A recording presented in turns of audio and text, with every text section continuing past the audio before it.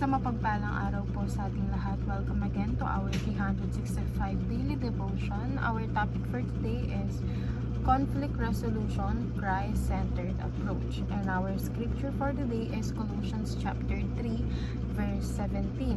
And whatever you do, whether in word or deed, do it all in the name of the Lord Jesus, giving thanks to God the Father through Him. So, sinasabi sa verse ito na kahit ano pa ang gawin natin, mapasalita man yan, mapagawa man yan, mapag-iisip man yan, is kailangan gawin natin yon in the name of Jesus Christ. Kailangan i-connect natin sa Kanya. Kailangan about pa rin sa Kanya kahit anong ginagawa natin. So, our first teaching is conflict must have a common goal. So, ang conflict, ito yung mga dumarating sa atin na problema, and kailangan meron tayong common goal, and that common goal is to solve the problem. So, kailangan kapag may conflict, ang hinahanap natin, solution.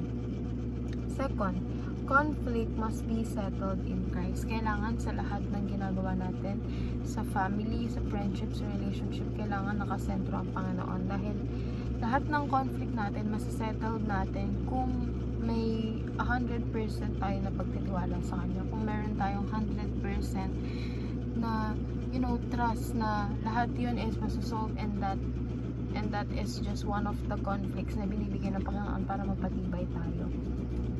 Third, conflicts must end for God's glory. So, every conflict, there is a solution, and kailangan hanapin natin yung solution na yun. And when that time comes, na kapag nahanap na natin yung solution natin, kailangan papurihan natin ang Panginoon. Kailangan hindi natin siya makalimutan, hindi natin makalimutan magpasalamat sa Kanya, kasi at the first place, siya ang tumulong sa atin para masolve natin ang conflict. First application naman natin is fight with a common goal. So, kailangan kapag nagkakaroon ng hindi magandang, kasi sa lahat naman ng relationship is meron talagang pag-aaway. So, kailangan meron kayong common goal, and that is ang maayos ang problema, especially sa family. Kasi, hindi pwede na ang goal ng isa is manalo siya sa away, and ang goal ng isa is, masolusyonan yung problema.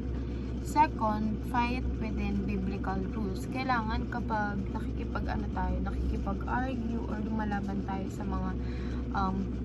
mga tukso or sa mga makamundong bagay, kailangan nakasentro pa rin tayo sa Panginoon, especially sa Bible, sa mga rules sa Bible na, di ba nakalagay sa Bible na huwag kang magsasalita kapag full of emotions ka, so ayun ang gagawin mo. Huwag kang masyadong mabilis magsalita, kailangan makinig ka. So, ayun dapat ang gawin mo. And last but not the least, fight for the glory of God. So, labanan natin ang mga iniquities upang mapupurihan natin ang Panginoon, kasi magiging proud ang Panginoon sa atin once na umiwas tayo sa mga kasalanan at tumalis tayo sa mga makamundong bagay na naglalayo lang sa atin sa Panginoon. So, yan lamang po, and see you again on our next 365 daily devotion.